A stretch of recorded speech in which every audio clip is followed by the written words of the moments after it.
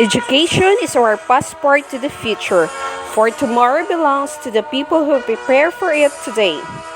Welcome to the Kindergarten Virtual Moving Up Ceremony for school year 2020-2021 with the theme Strengthening the Quality of Education Amid the COVID-19 Pandemic.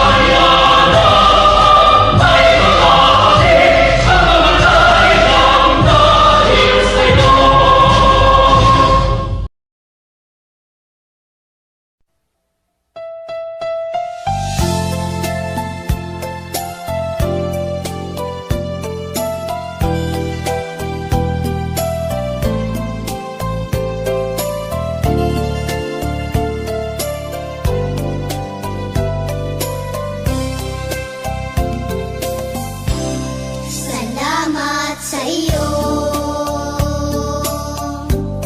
aking Panginoong Jesus. Ako'y inibig mo at inangking lubos. Ang tanging alay ko sa iyo, aking Ama, ay buong buhay ko, puso't kaluluwa. Hindi makayanan, makapagkaloob, mamahaling hiyas, ni gintong ilubog. Ang aking dalangin, O Diyos, ay tanggapin. Ang tanging alay ko, nawa ay gamitin. Ito lamang, Ama, wala nang iba pa akong hinihiling. Di ko akalain ako ay binigyang pansin. Ang taong tulad ko'y di dapat mahalin.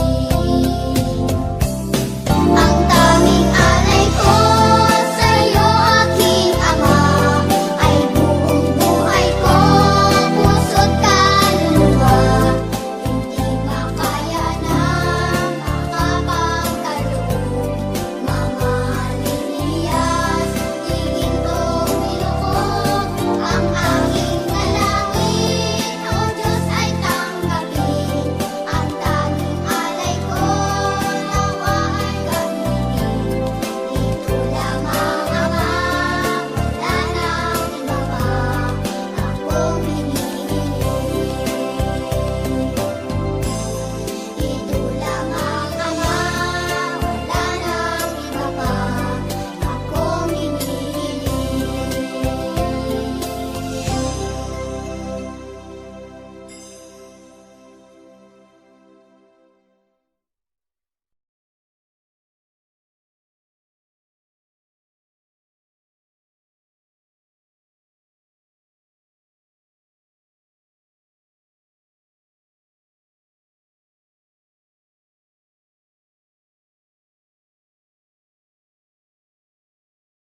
Gandang araw sa inyong lahat. Dito tayo ngayon para magdaos ng ating kindergarten moving up. School year 2020 to 2021. Temang kalidad ng edukasyon lalong patatagin. Sa gitna ng pandemya, ng pandemyang ito, tayo ay natuto gamit ang ating mga module. Gabay ng ating mga magulang, sa mga guro, salamat. Sa pagsakripisyo ng inyong oras at kalusugan para maipagpatuloy namin ang pag-aaral. Ang pandemya ay hindi hadlang para mas marami pa tayong matutunan. Salamat at magandang araw. We welcome now the presentation of candidate for completion by Mrs. Madeline Sinanet, the class advisor, to be accepted by Mrs. Mary June I. Cabalhin, Principal 2, Atipuluan Elementary School, to be approved by Mr. Romel M. Sorneto, Public Schools District Supervisor, confirmed by Dr. Alan Bia, CESO 5, Schools Division Superintendent, represented by Mr. Orlando G. Cesar Jr., Chief Schools Governance and Operation Division, as duly authorized representative of Schools Division Superintendent, Division of Bago City. In behalf of my co-advisor, I, Madeline Sinanet, have the honor to present to you 49 boys and 49 girls for a total of 98 from Section Lemon to Apis. They have satisfactorily completed the requirements prescribed by the kindergarten curriculum of the Department of Education. On the basis of the certification of the class advisors in kinder of the school, and by the authority vested in me, I, Mary June I. Cabalhin, Principal 2 of Atipuluan Elementary School, hereby accept the completion of 49 boys and 49 girls, a total of 98 pupils for school year 2020-2021, and I am therefore recommending their approval as completers to Sir Romel M. Sorneto, Public Schools District Supervisor, District 3A, this 14th day of July 2021. Sir. On the basis of the certification by the class advisors and upon the acceptance of your school principal, Mrs. Mary June I. Cabalhin, Principal 2, and by virtue of the authority vested in me, I, Mr. Romel M. Sorneto, Public Schools District Supervisor, District 3A, do hereby approve the completion of 49 boys and 49 girls for a total of 98 kindergarten candidates for completion of Atipuluan Elementary School for school year 2020-2021. And therefore, I am recommending their confirmation as kindergarten completers to Mr. Orlando Jr. G. Cesar, Chief Education Supervisor, School Governance and Operations Division, Schools Division of Bago City, as the duly authorized representative of the Schools Division Superintendent, Dr. Alan Villa, CESO 5. Sir.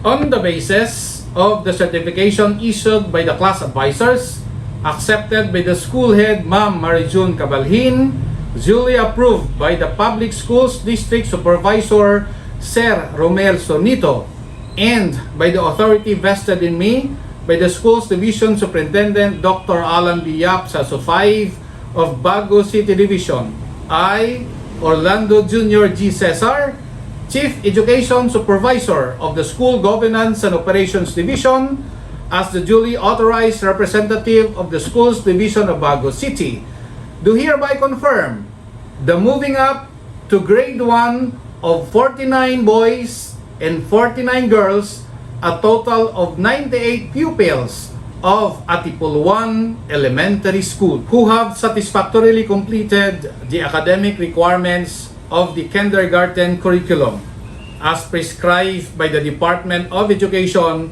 Bureau of Elementary Education for the school year 2020-2021. So, I therefore declare you as kindergarten completers, you can now enjoy the rights and privileges appertaining thereto. Congratulations!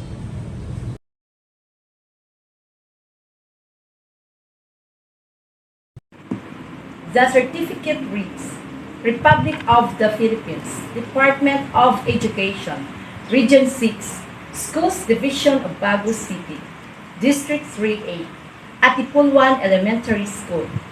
This certifies that Nathaniel Christian T. Alisna has satisfactorily completed the requirements of the kindergarten curriculum as prescribed by the Department of Education and is therefore awarded this certificate signed in the city of Bago, Philippines on the 14th day of July 2021. Signed, Mary June I. Cabalhin, Principal 2, Romel M. Cernito, Public Schools District Supervisor, Alan Biyak, PhD, CESO 5, Schools Division Superintendent.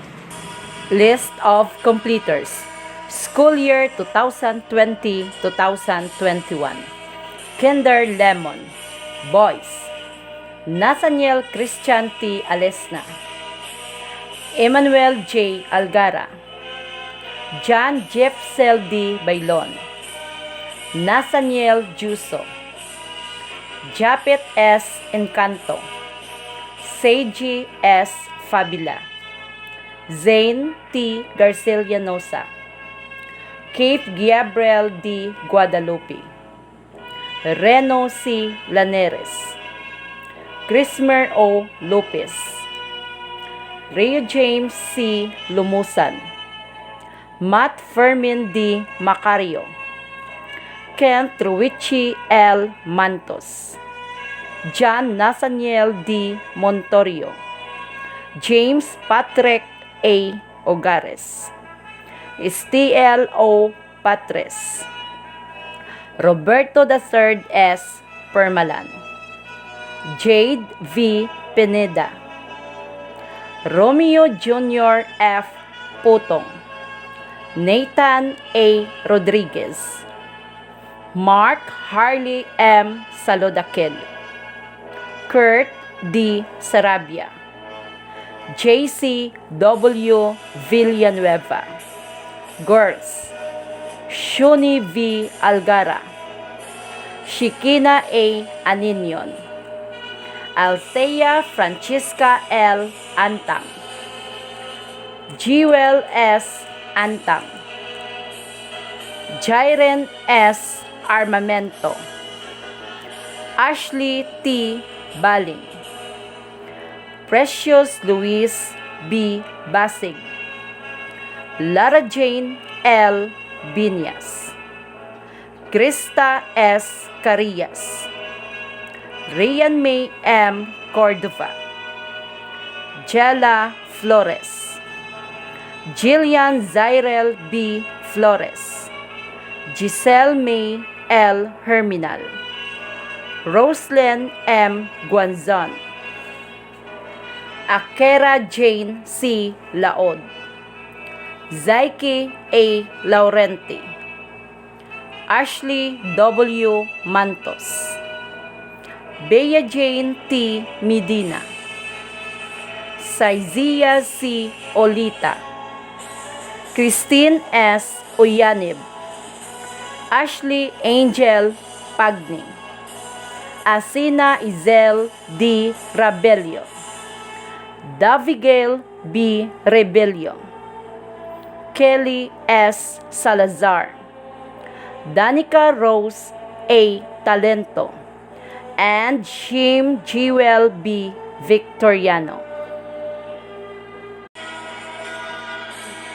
Kinder Atis. Boys. Ayan T. Antequera. Arjon R. Ardon. John Jezer V. Bermudez. Rodel Jaco T. Casiple. Alexis John B. Dadivas. Kian Mark S. Davao. Jecon C. De la Cruz. Jerome P. De Mayo. Rocky O. Decendario Jr.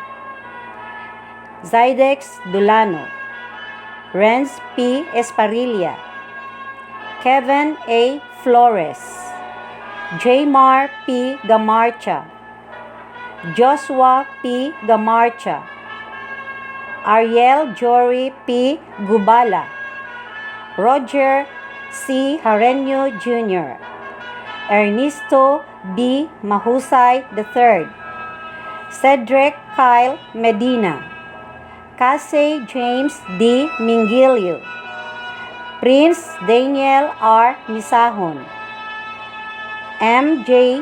E. Morada, Michael S. Murillo Jr., Charles H. Rodriguez, Joshua C. Sanchez, Renny Boy S. Severino, Rock Jenef G. Tizon. Girls: Kaisha P. Alfonso, Laika Joy C. Anchado, Janelle Joy V. Bailoses, Nika Jane D. Cabalfin, Kendra M. Cabuilio, Reina Jean J. Camoro, Sofia J. Carbero, Lizel Ann D. Damaso, Nikki Grace C. De La Cruz, Ayesha B. Escarza, Jada Samantha J. Gamboa, Crizia V. Garcia, Mary Grace A. Ilaw, Enzi Gianna P. Mantos, Aryan R. Makiling, Crislin Joy V. Olmeda, Jumela G. Ordaniel, Jelay D. Palumata, Cristel D. Kiao, Johanna M. Robles, Ashley P. Suyo, Jillian M. Victoriano, Alexis Nicole V. Zerudo.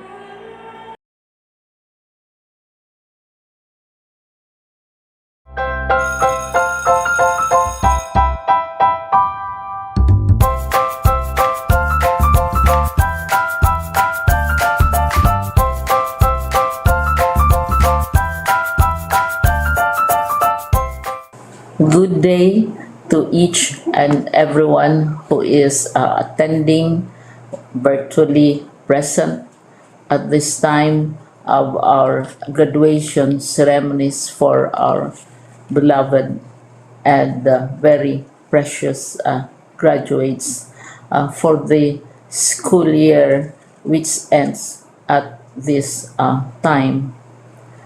First of all, I'd like to greet the parents and family members without whose sacrifices, whose reminders, and whose participation in the learning process for our graduates have resulted in this culmination program. This year, your role has changed drastically, where we've always believed that the matter of educating our children rests nearly exclusively on our teachers and our staff. This time, you parents, you family members, you who are in the households of our learners have expanded your role and contributed to this wonderful day wherein finally our learners are graduating in this culmination exercise. So congratulations, because this year has not been very easy, has not been a picnic for our teachers, for our family members, as well, especially the parents, mothers, fathers, sisters, brothers, and all who have contributed to the achievement of our learners at this time. So, maraming salamat at congratulations, parents and family members. mas malaki ang role ninyo at this time compared to earlier graduation exercises.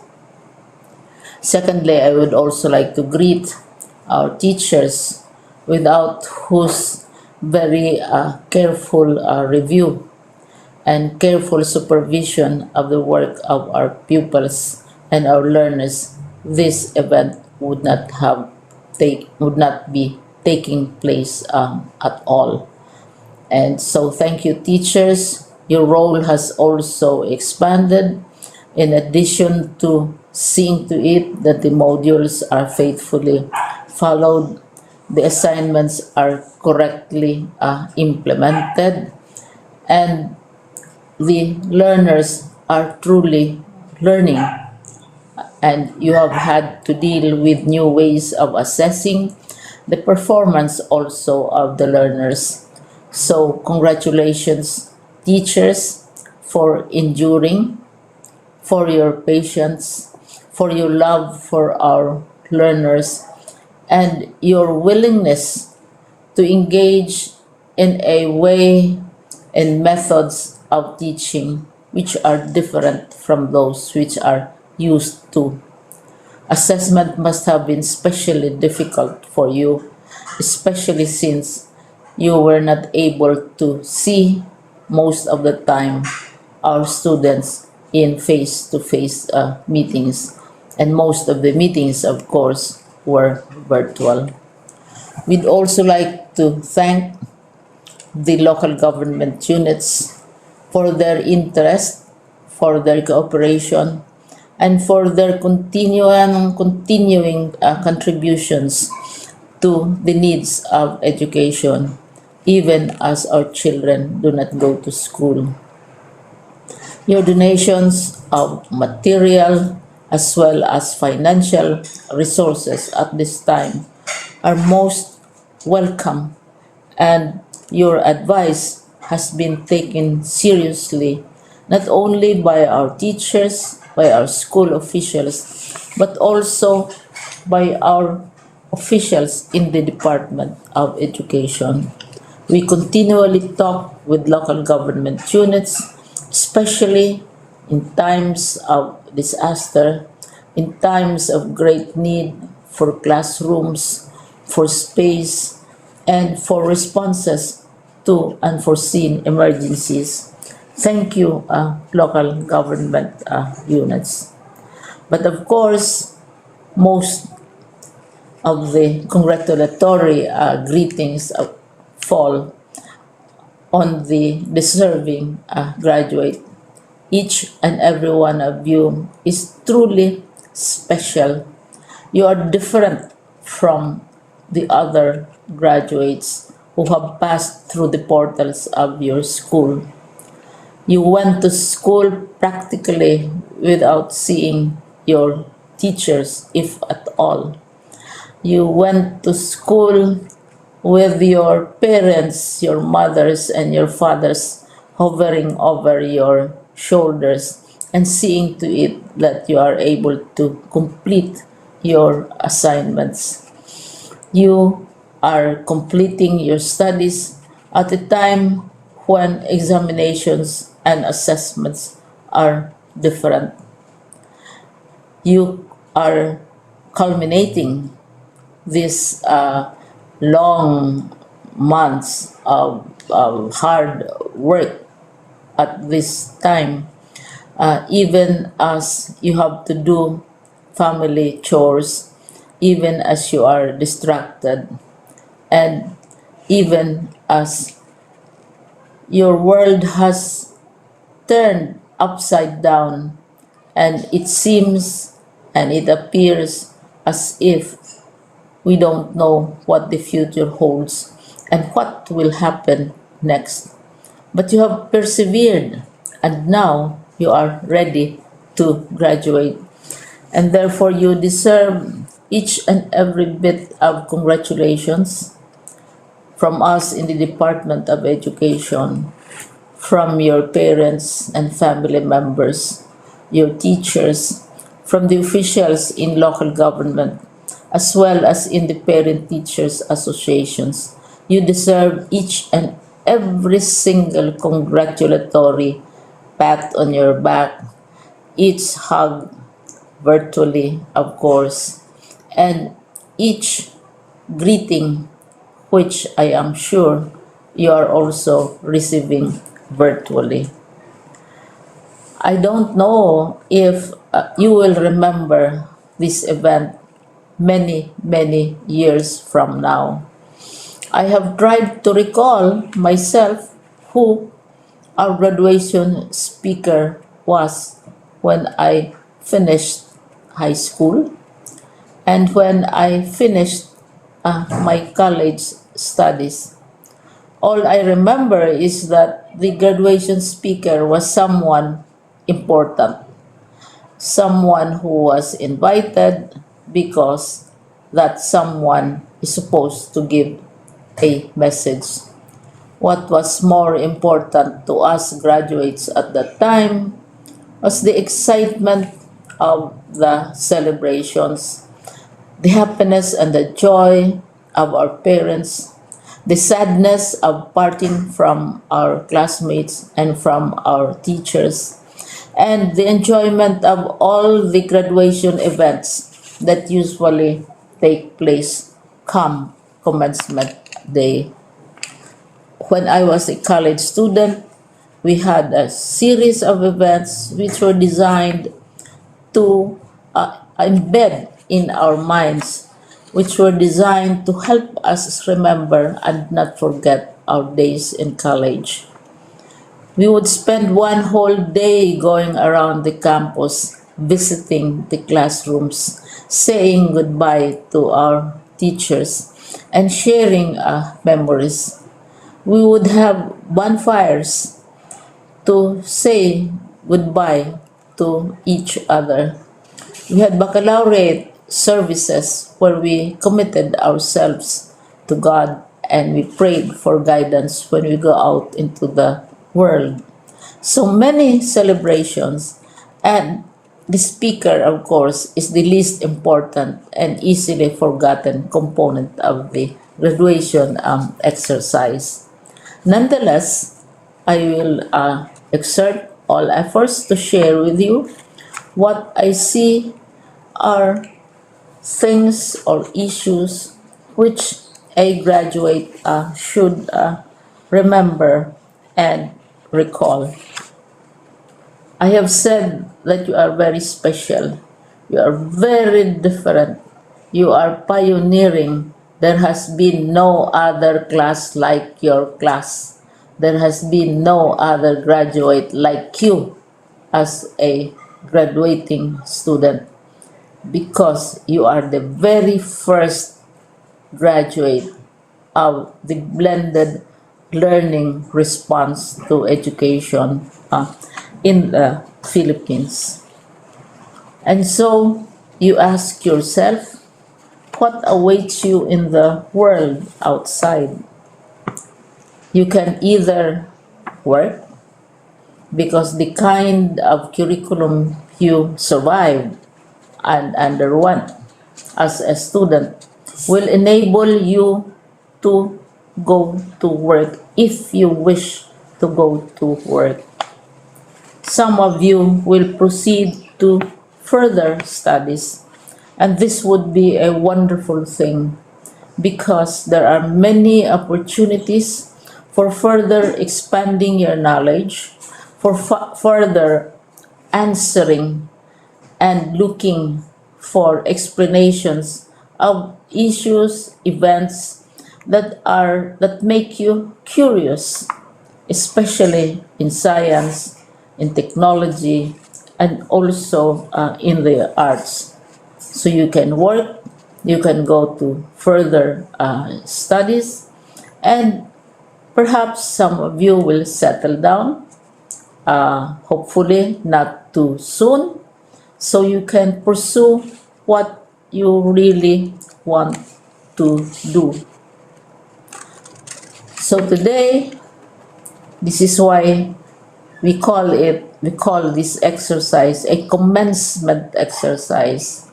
It's not the end of our studies, It's not the end of all our efforts with blended learning, with modules, with floods, with earthquakes, and of course with COVID. It's a commencement of doors opening to you. More doors will be opened because you are a graduate.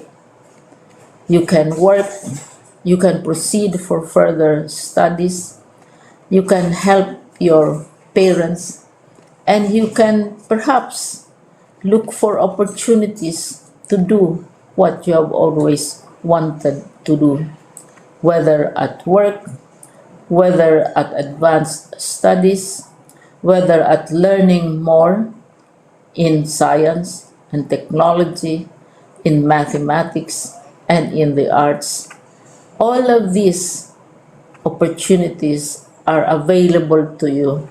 More doors are being opened.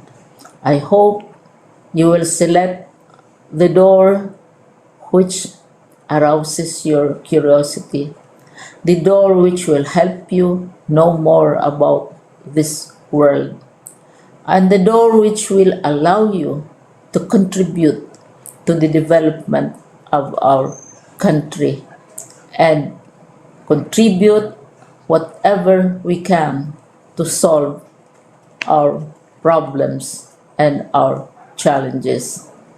Congratulations once more to each and every one of you.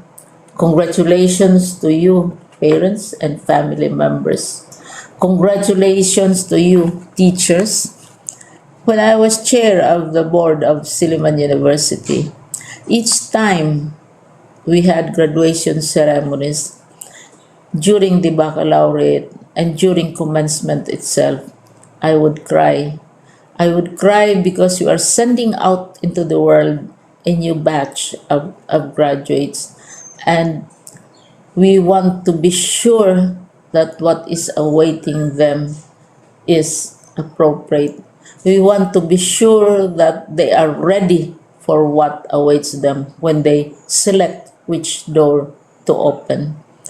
And so, we tell you, go out to the world, do whatever you want to do. God be with you, and be assured that all of us love each and every one of you. Congratulations.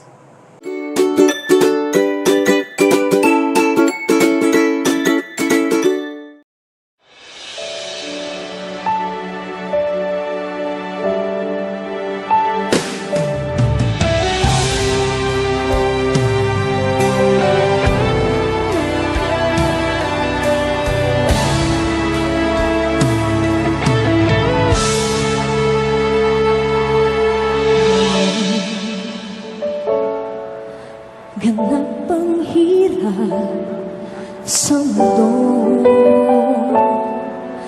unawa ang kailangan ng tao, ang pagmamahal sa kapwa-kailangan. Isa lang ang tatnakatid pinagmulan, tayong lahat ay magkakilala.